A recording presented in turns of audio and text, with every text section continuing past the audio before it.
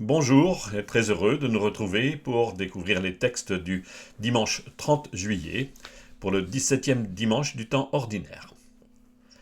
Soyez sages.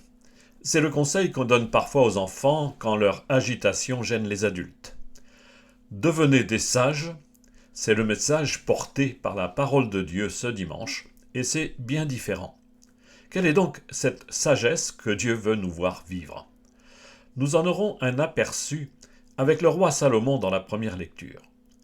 Nous la chercherons avec un message particulièrement dense de Paul dans la deuxième lecture. Nous l'approfondirons avec 3 nouvelles paraboles de Jésus dans l'Évangile. Partons donc à la recherche de ce trésor qu'est la sagesse selon Dieu. Elle est cachée dans la parole et ne demande qu'à nous éclairer de sa lumière. Et nous commençons par la première lecture. Dans la Bible, l'Ancien Testament comprend 2 livres appelés livres des rois.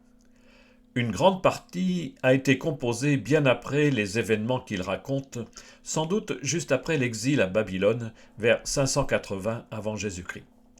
Mais ce ne sont pas des livres d'histoire, plutôt un regard critique sur les événements à la lumière de la foi juive défendue par des prophètes comme Jérémie.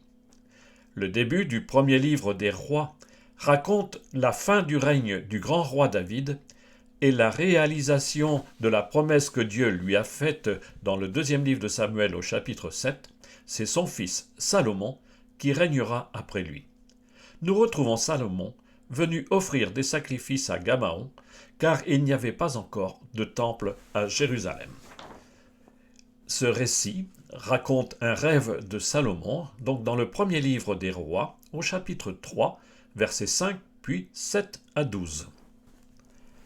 En ces jours-là, à Gabaon, pendant la nuit, le Seigneur apparut en songe à Salomon. Dieu lui dit : « Demande ce que je dois te donner. » Salomon répondit : « Ainsi donc, Seigneur mon Dieu, c'est toi qui m'as fait roi, moi, ton serviteur, à la place de David, mon père. Or je suis un tout jeune homme, ne sachant comment se comporter, et me voilà au milieu du peuple que tu as élu. C'est un peuple nombreux, si nombreux qu'on ne peut ni l'évaluer ni le compter. Donne à ton serviteur un cœur attentif, pour qu'il sache gouverner ton peuple et discerner le bien et le mal.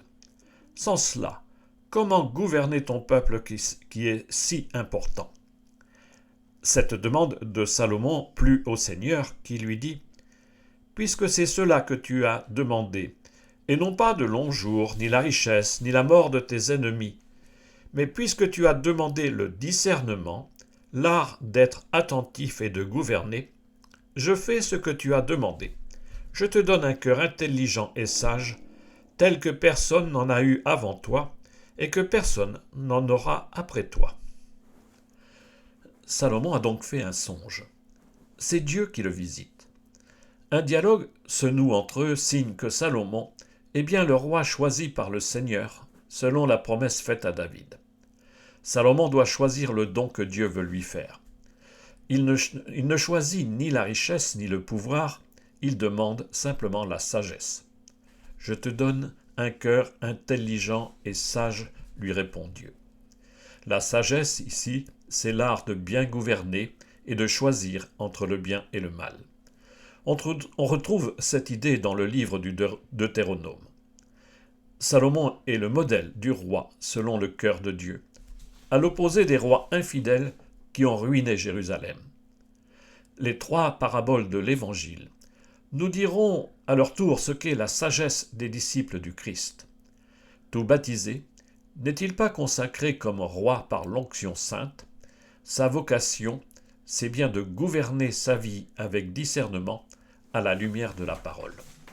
Et découvrons maintenant la deuxième lecture. Comme la semaine précédente, la deuxième lecture est de nouveau très brève. Ces 3 versets se trouvent directement à la suite de ceux entendus dimanche dernier. L'écrit de Paul dans ces lignes est si dense que les spécialistes y ont vu une sorte de chant baptismal où s'exprime le plus solide de la foi chrétienne. Ce message de foi se trouve au chapitre 8 de la lettre aux Romains, les versets 28 à 30. Frères, nous le savons, quand les hommes aiment Dieu, lui-même fait tout contribuer à leur bien, puisqu'ils sont appelés selon le dessein de son amour. Ceux que d'avance il connaissait, il les a aussi destinés d'avance à être configurés à l'image de son Fils, pour que ce Fils soit le premier-né d'une multitude de frères. Ceux qu'il avait destinés d'avance, il les a aussi appelés. Ceux qu'il a appelés, il en a fait des justes.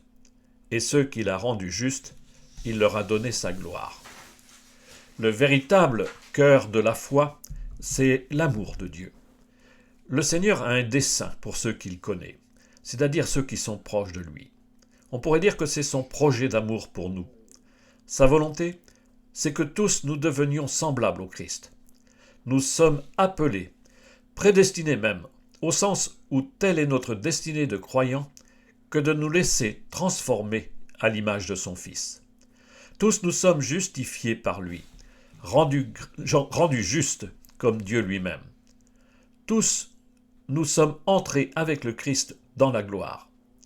Enfin, se réalise pour nous le paradis entrevu dans le récit de la création, où Dieu dit « Faisons l'homme à notre image selon notre ressemblance » ou encore « Dieu créa l'homme à son image, à l'image de Dieu il le créa ».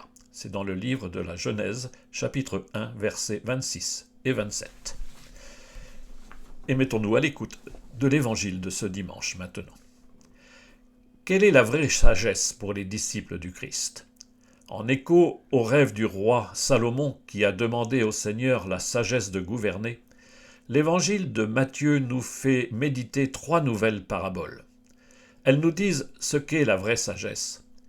Les disciples du Christ ne sont pas des enfants sages, ils sont plutôt fous.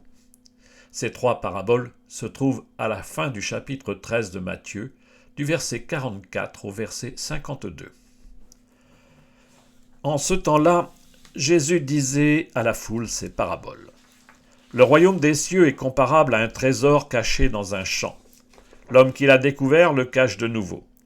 Dans sa joie, il va vendre tout ce qu'il possède et il achète ce champ. Ou encore, le royaume des cieux est comparable à un négociant qui recherche des perles fines. Ayant trouvé une perle de grande valeur, il va vendre tout ce qu'il possède et il achète la perle. Le royaume des cieux est encore comparable à un filet que l'on jette dans la mer et qui ramène toutes sortes de poissons. Quand il est plein, on le tire sur le rivage, on s'assied, on ramasse dans des paniers ce qui est bon et on rejette ce qui ne vaut rien. Ainsi en sera-t-il à la fin du monde. Les anges sortiront pour séparer les méchants du milieu des justes et les jetteront dans la fournaise. Là, il y aura des pleurs et des grincements de dents. Avez-vous compris tout cela ? Ils lui répondent oui. Jésus ajouta, c'est pourquoi tout scribe devenu disciple du royaume des cieux est comparable à un maître de maison qui tire de son trésor du neuf et de l'ancien. La parole du Maître présente d'abord 2 paraboles jumelles qui disent le même message. Entrer dans le royaume des cieux, c'est vivre un choix radical et tout miser sur le Seigneur.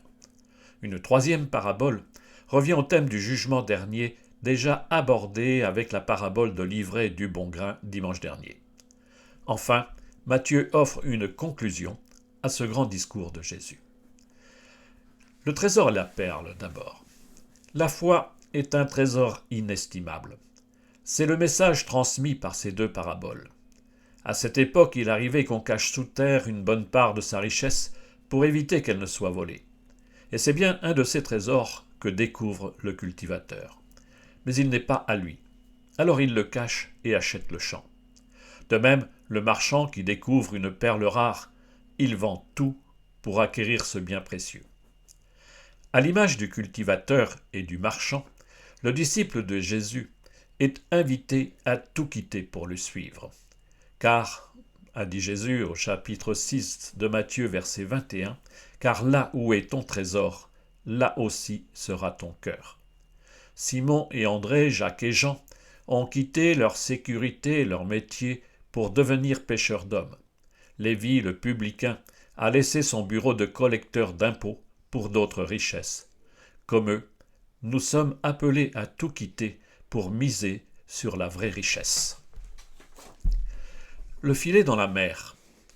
Les premiers disciples, Simon et ses compagnons, sont devenus pêcheurs d'hommes.